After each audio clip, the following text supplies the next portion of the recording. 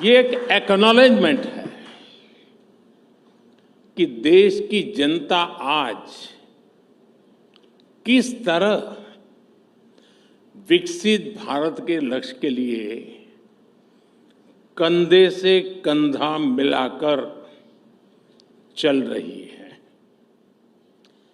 साथियों, जैसा आपने भी उल्लेख किया, मैं भी कल रात ही अमेरिका और फ्रांस की अपनी यात्रा से लौटा हूं।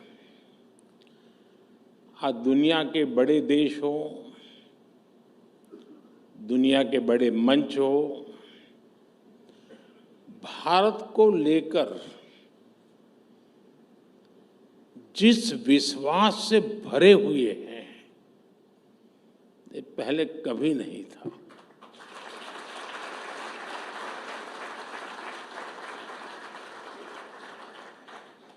ये पेरिस में एआई एक्शन समिट के दौरान हुए डिस्कशन में भी रिफ्लेक्ट हुआ है।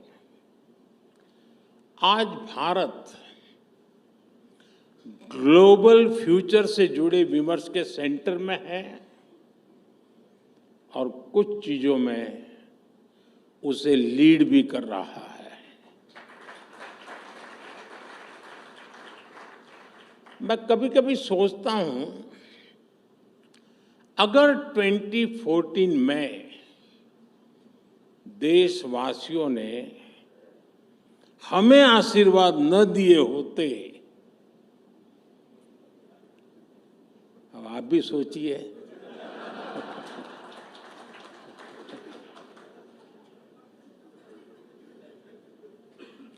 भारत में रिफॉर्म्स की एक नई क्रांति शुरू होती, यानी मुझे नहीं लगता है कि हो सकता है, ये कतई नहीं होता। आप भी इस बात को यानी सिर्फ कहने को नहीं, कन्विंस होंगे। क्या इतने सारे बदलाव होते क्या? आप में से जो हिंदी समझते होंगे उनको मेरी बात तुरंत समझ में आई होगी।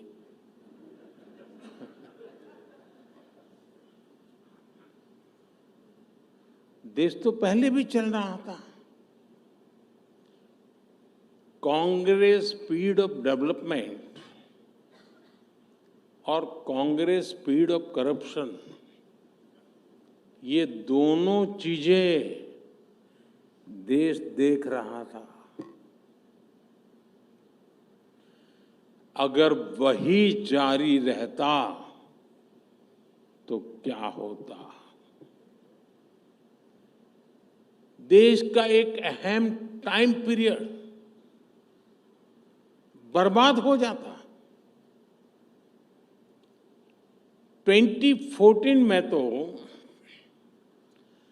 कांग्रेस सरकार ये लक्ष्य लेकर चल रही थी कि 2044, यानी 2014 में वो सोचते थे और उनका डिक्लेयर्ड टारगेट था कि 2044 तक भारत को 11th से 3rd लार्जेस्ट इकोनॉमी बनाएंगे। 2044,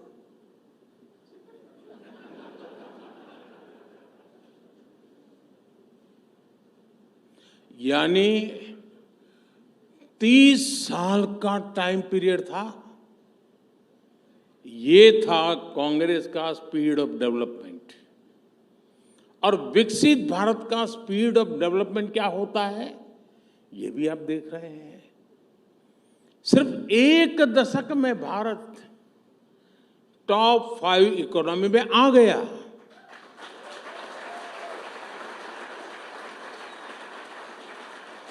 और साथियों, मैं पूरी जिम्मेवारी से कह रहा हूं, अब अगले कुछ सालों में ही आप भारत को दुनिया की थर्ड लार्जेस्ट इकोनॉमी बनते देखेंगे।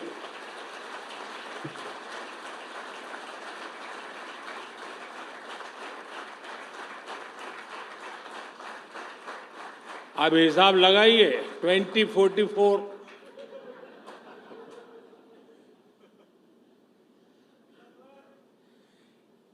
एक युवा देश को यही स्पीड चाहिए और आज इसी स्पीड से भारत चल रहा है। साथियों, पहले की सरकारें रिफॉर्म से बचती रही और ये बात भूलना नहीं चाहिए। ये ईटी वाले भुला देते हैं, नहीं मैं याद कराता हूं। जिस रिफॉर्म के गाजे बाजे हो रहे हैं ना, वो बिकॉज ऑफ कंपल्सन था, कन्विक्शन से नहीं था।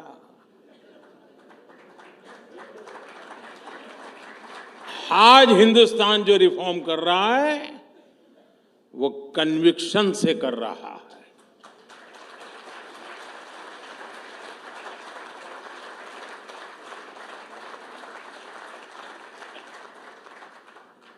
उनमें एक सोच रही, अब कौन इतनी मेहनत करे, रिफॉर्म की क्या जरूरत है, अब लोगों ने बिठाया है, मौज करो यार, 5 साल निकाल दो, चुनाव आएगा तब देखेंगे। अक्सर इस बात की चर्चा ही नहीं होती थी कि बड़े रिफॉर्म से देश में कितना कुछ बदल सकता है। आप व्यापार जगत के लोग हैं, सिर्फ हिसाब किताब आंकड़े नहीं लगाते, आप अपनी स्ट्रेटेजी को रिव्यू करते हैं, पुरानी पद्धतियों को छोड़ते हैं, एक समय में कितने ही लाभकारक रही हो उसको भी छोड़ते हैं आप। जो काल बाह्य हो जाता है उसका बोझ उठाकर कोई उद्योग चलता नहीं है जी, उसे छोड़ता ही है। आमतौर पर भारत में जहां तक सरकारों की बात है, गुलामी के बोझ में जीने की एक आदत पड़ चुकी थी। इसलिए आजादी के बाद भी अंग्रेजों के जमाने की चीजों को ढोया जाता रहा। अब हम लोग आमतौर पर बोलते भी हैं, सुनते भी हैं, और कभी कभी तो लगता है कि ये जैसे कोई बड़ा महत्वपूर्ण मंत्र है, बड़ा श्रद्धापूर्ण मंत्र है, ऐसे बोलते हैं, justice delayed is justice denied. ऐसी बातें हम लंबे समय तक सुनते रहे, लेकिन इसको ठीक कैसे किया जाए, इस पर काम नहीं हुआ।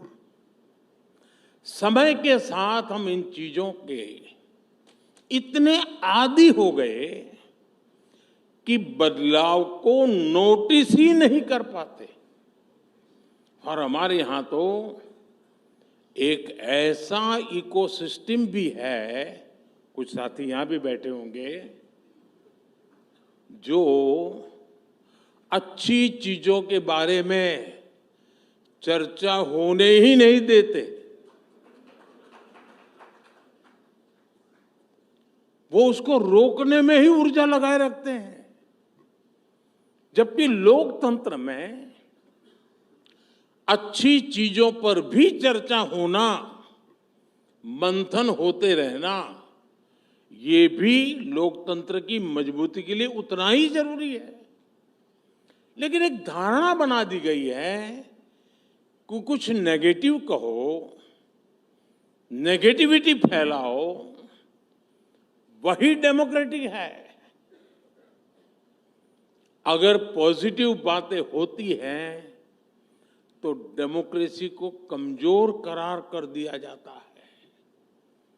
इस मानसिकता से बाहर आना बहुत जरूरी है। मैं आपको कुछ उदाहरण दूंगा। साथियों, भारत में कुछ समय पहले तक जो पीनल कोड चल रहे थे वो 1860 के बने थे, 1860 के। देश आजाद हुआ तो हमें याद नहीं आया, क्योंकि गुलामी की मानसिकता में जीने की आदत हो गई थी। इनका मकसद 1860 में जो कानून बने, मकसद क्या था? उसका मकसद था भारत में गुलामी को मजबूत करना, भारत के नागरिकों को दंड देना। जिस सिस्टम के मूल में ही दंड है, वहां न्याय कैसे मिल सकता था? इसलिए इस सिस्टम के कारण न्याय मिलने में कई कई साल लग जाते थे। आप देखिए, हमने परिवर्तन किया, बहुत बड़ा कड़ी मेहनत करनी पड़ी है, ऐसा नहीं हुआ है। लाखों ह्यूमन आवर्स लगे हैं इसमें, और भारतीय न्याय संहिता को लेकर के हम आए, भारत की संसद ने उसको मान्यता दी। अब ये न्याय संहिता को लागू हुए अभी 7-8 महीने ही हुए हैं, 7 to 8 मंथ हुए अभी तो, लेकिन बदलाव साफ साफ नजर आ रहा है, अखबार में नहीं। अब लोगों में जाएंगे तो बदलाव नजर आएगा। न्याय संहिता लागू होने के बाद क्या बदलाव आया है, मैं बताता हूं। एक ट्रिपल मर्डर केस में एफआईआर से लेकर फैसला आने तक सिर्फ 14 दिन लगे, इसमें उम्र कैद की सजा हो गई।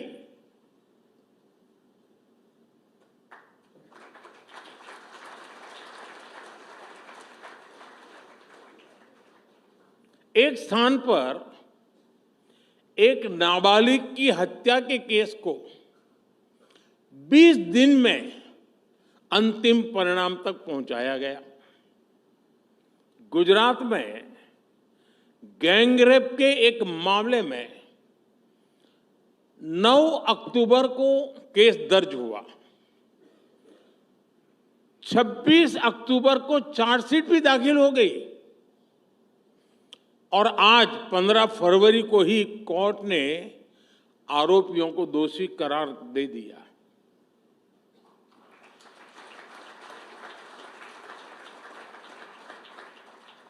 आंध्र प्रदेश में 5 महीने के एक बच्चे से अपराध के मामले में अदालत ने दोषी को 25 वर्ष की सजा सुनाई है।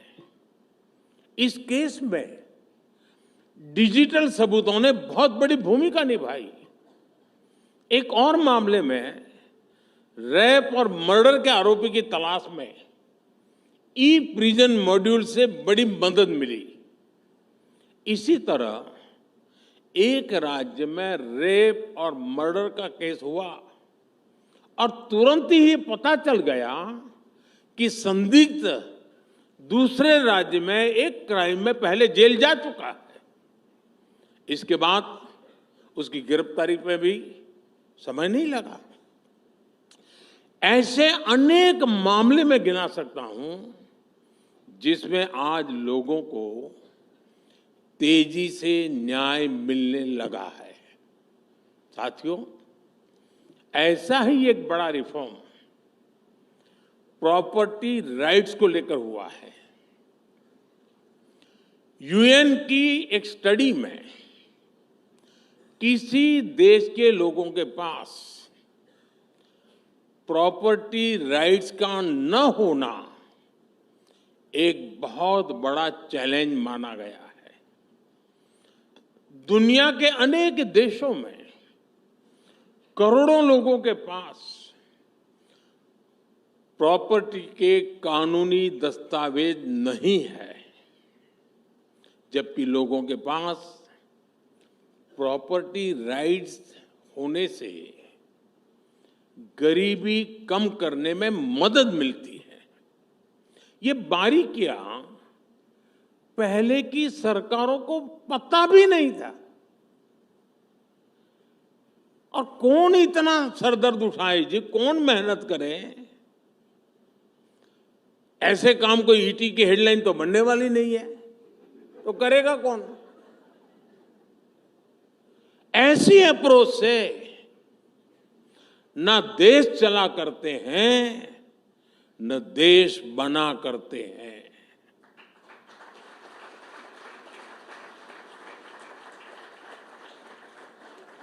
और इसलिए हमने स्वामित्व योजना की शुरुआत की।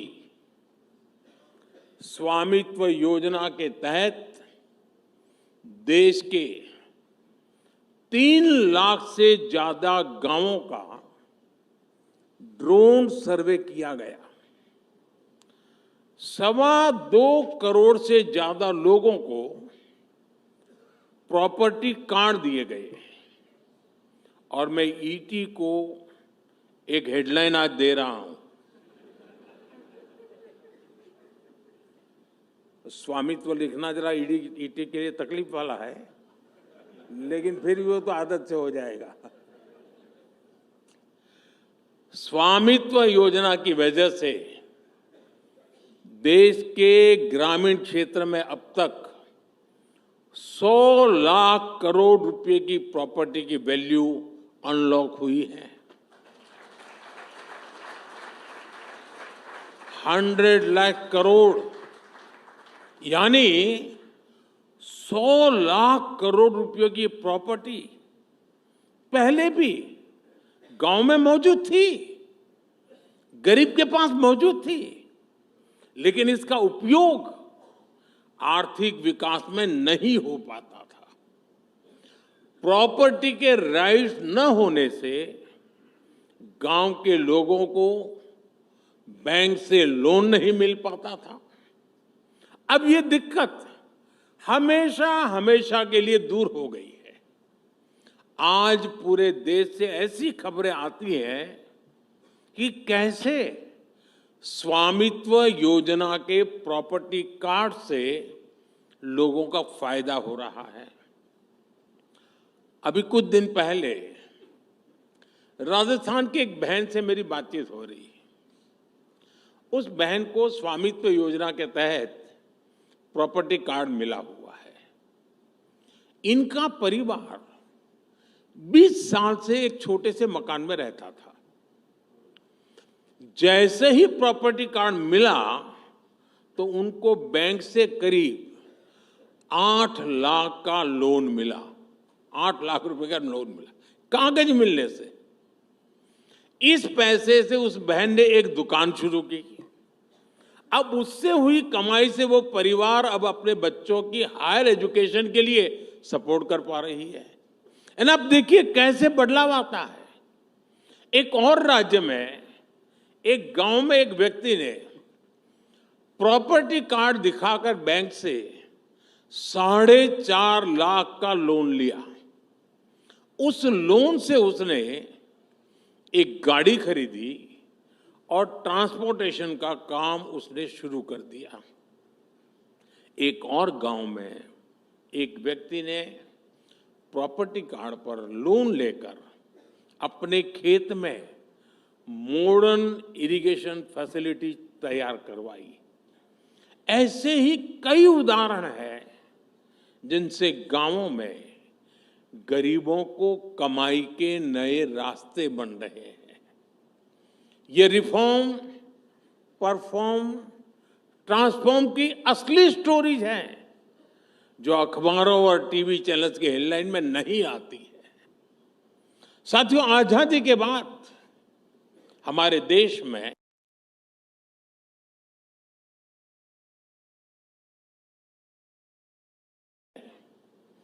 अनेकों ऐसे जिले थे जहां सरकारें विकास नहीं पहुंचा पाई और ये उनके गवर्नेंस की कमी थी। बजट तो होता था डिक्लेयर भी होता था, सेंसस के रिपोर्ट भी छपते थे, ऊपर गया कि नीचे गया।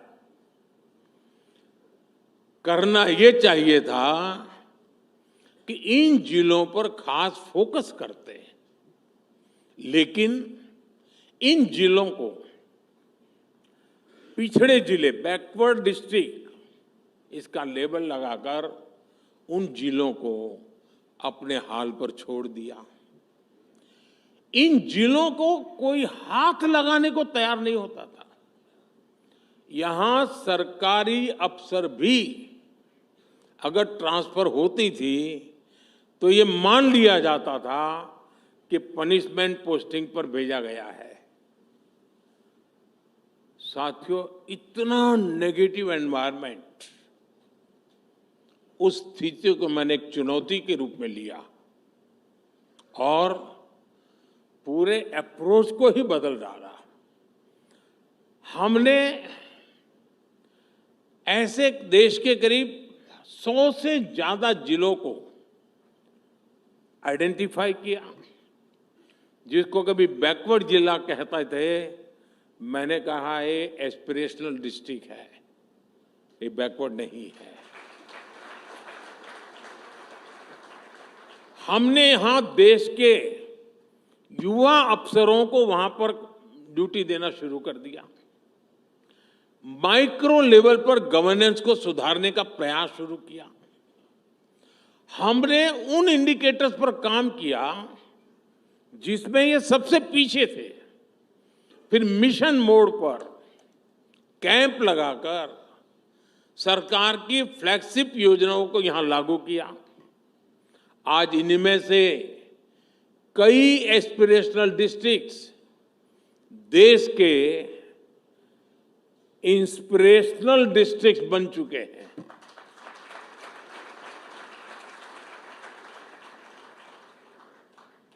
साल 2018 में, 2018 में असम के, मैं उन जो एस्पिरेशनल डिस्ट्रिक्ट जिसको मैं कहता हूं, जिसको पहले की सरकार बैकवर्ड कहती थी, मैं उनका ही जिक्र करना चाहता हूं। असम के बारपेटा जिले में सिर्फ 26% एलिमेंट्री स्कूलों में ही सही स्टूडेंट टू टीचर्स रेशियो था, ओनली 26%।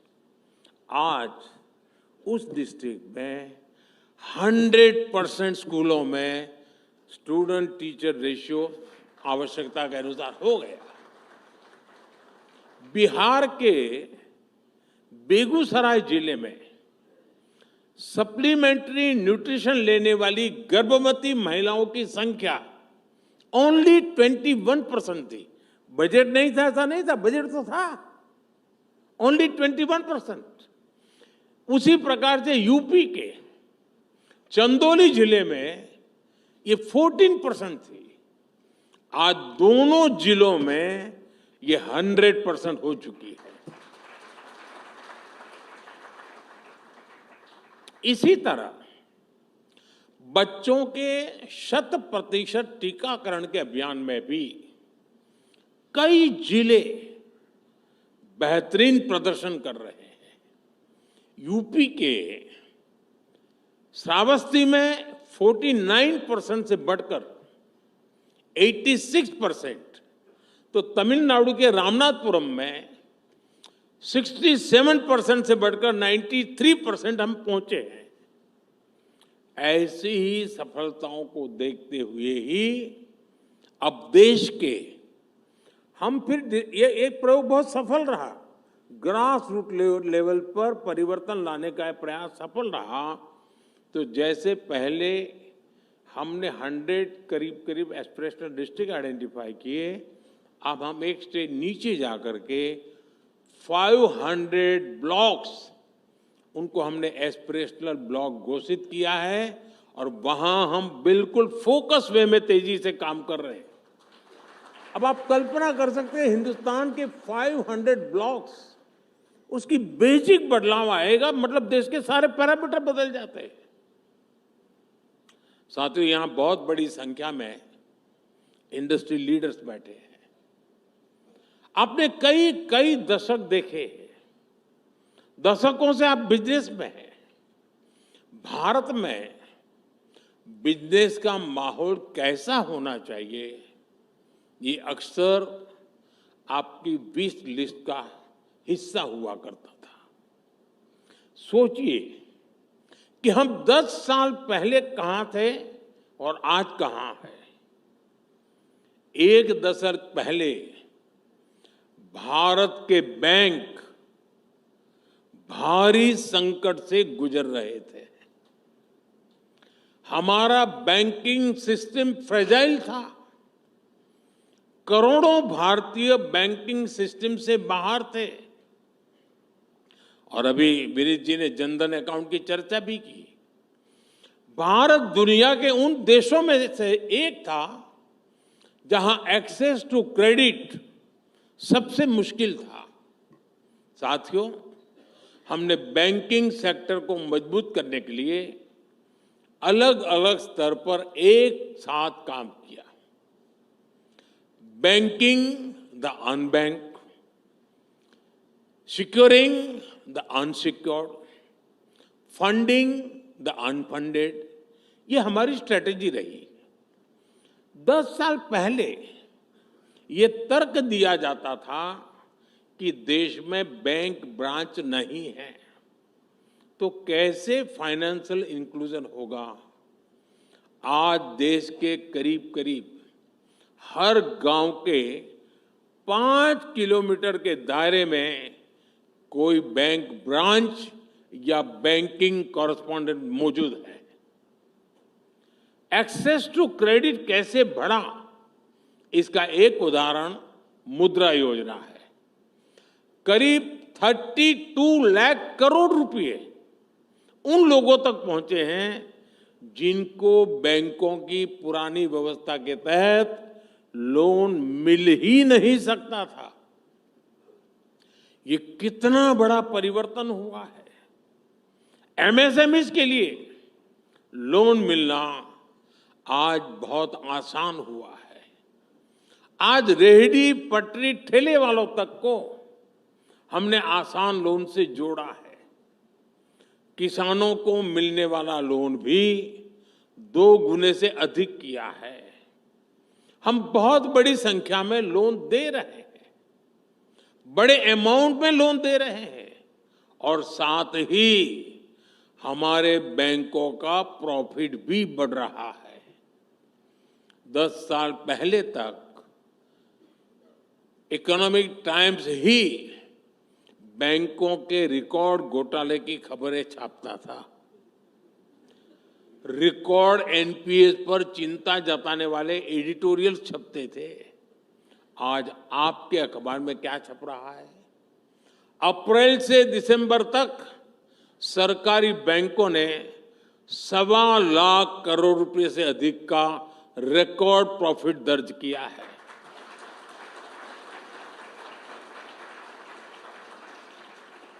साथियों, ये सिर्फ हेडलाइंस नहीं बदली है, ये सिस्टम बदला है जिसके मूल में हमारे बैंकिंग रिफॉर्म्स है। ये दिखाता है कि हमारी इकोनॉमी के पिलर्स कितने मजबूत हो रहे हैं। साथियों, बीते दशक में हमने फियर ऑफ बिजनेस को ईज ऑफ डूइंग बिजनेस में बदला है। जीएसटी के कारण देश में जो सिंगल लार्ज मार्केट की व्यवस्था बनी है, उससे भी इंडस्ट्री को बहुत फायदा मिल रहा है। बीते दशक में इंफ्रास्ट्रक्चर में भी अभूतपूर्व विकास हुआ है। इससे देश में लॉजिस्टिक कॉस्ट घट रही है, एफिशिएंसी बढ़ रही है। हमने सैकड़ों कंप्लायंसेस खत्म किए और अब जन विश्वास 2.0 से और भी कंप्लायंसेस को कम कर रहे हैं। समाज में,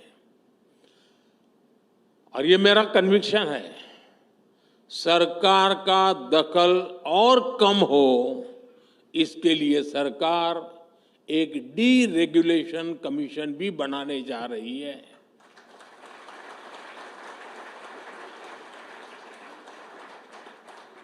फ्रेंड्स, आज के भारत में एक और बहुत बड़ा परिवर्तन हम देख रहे हैं। ये परिवर्तन फ्यूचर की तैयारी से जुड़ा है। जब दुनिया में पहली औद्योगिक क्रांति शुरू हुई तो भारत में गुलामी की जकड़न मजबूत होती जा रही थी। दूसरी औद्योगिक क्रांति के दौरान जहां दुनिया में नए नए इन्वेंशंस, नई फैक्ट्रियां लग रही थी, तब भारत में लोकल इंडस्ट्री को नष्ट किया जा रहा था। भारत से रॉ मटेरियल बाहर ले जाया जा रहा था। आजादी के बाद भी स्थितियां ज्यादा नहीं बदली। जब दुनिया कंप्यूटर क्रांति की तरफ बढ़ रही थी, तब भारत में कंप्यूटर खरीदने के लिए भी लाइसेंस लेना पड़ता था। पहली 3 औद्योगिक क्रांतियों का उतना लाभ भले ही भारत नहीं ले पाया, लेकिन चौथी औद्योगिक क्रांति में भारत दुनिया के साथ कदम से कदम मिलाने के लिए तैयार है।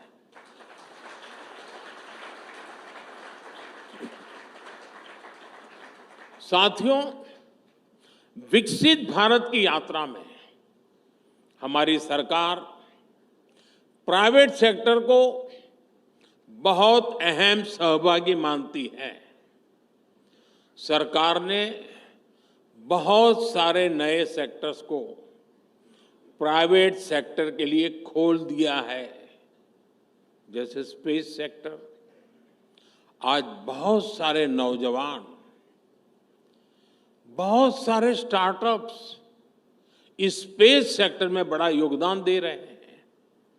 ऐसे ही ड्रोन सेक्टर कुछ समय पहले तक लोगों के लिए क्लोज था। आज इस सेक्टर में यूथ के लिए बहुत सारा स्कोप दिख रहा है। प्राइवेट फर्म्स के लिए कॉमर्शियल कोल माइनिंग का क्षेत्र खोला गया है। ऑक्शंस को प्राइवेट कंपनियों के लिए लिबरलाइज किया गया है। देश के रिन्यूएबल एनर्जी अचीवमेंट में हमारे प्राइवेट सेक्टर की बहुत बड़ी भूमिका है। और अब पावर डिस्ट्रीब्यूशन सेक्टर में भी हम प्राइवेट सेक्टर को आगे बढ़ा रहे हैं ताकि इसमें और एफिशिएंसी आए। हमारे इस बार के बजट में भी एक बहुत बड़ा बदलाव हुआ है। हमने, यानी पहले कोई ये बोलने की हिम्मत नहीं करता था, हमने न्यूक्लियर सेक्टर को भी प्राइवेट पार्टिसिपेशन के लिए खोल दिया है। साथियों, आज हमारी पॉलिटिक्स भी परफॉर्मेंस ओरिएंटेड हो चुकी है। अब भारत की जनता ने 2 टूक कह दिया है, टिकेगा वही जो जमीन से जुड़ा रहेगा, जमीन पर रिजल्ट लाकर दिखाएगा। सरकार को लोगों की समस्याओं के प्रति संवेदनशील होना बहुत जरूरी है, उसकी पहली आवश्यकता है।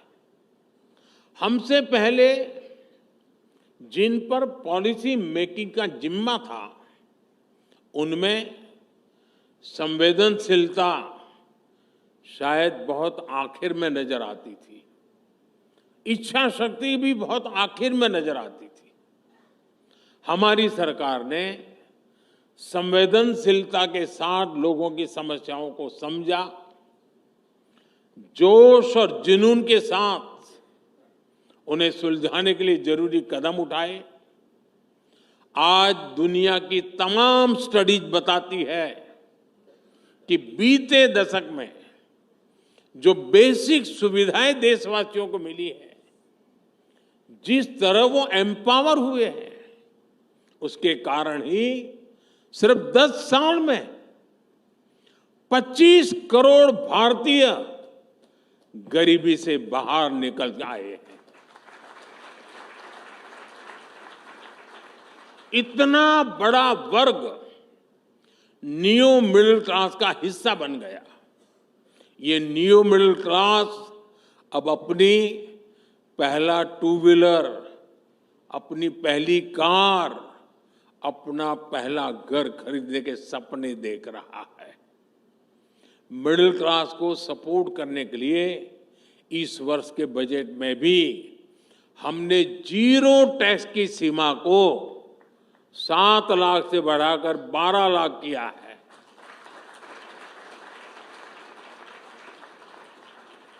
इस फैसले से पूरा मिडिल क्लास मजबूत होगा। देश में इकोनॉमिक एक्टिविटी भी और बढ़ेगी। ये प्रोएक्टिव सरकार के साथ ही एक सेंसिटिव सरकार की वजह से ही संभव हो पाया। साथियों, विकसित भारत की असली नींव विश्वास है, ट्रस्ट है। हर देशवासी, हर सरकार, हर बिजनेस लीडर में ये एलिमेंट होना बहुत जरूरी है। सरकार अपनी तरफ से देशवासियों में विश्वास बढ़ाने के लिए पूरी शक्ति से काम कर रही है। हम इनोवेटर्स को भी एक ऐसे माहौल का विश्वास दे रहे हैं जिस पर वो अपने आइडियाज को इंक्यूबेट कर सकते हैं। हम बिजनेस को भी पॉलिसीज के स्टेबल और सपोर्टिव रहने का विश्वास दे रहे हैं। मुझे उम्मीद है कि ईटी की ये समिट इस विश्वास को और मजबूती देगी। इन्हीं शब्दों के साथ मैं अपनी बात समाप्त करता हूं। एक बार फिर आप सभी को अपनी शुभकामनाएं देता हूं। बहुत बहुत धन्यवाद।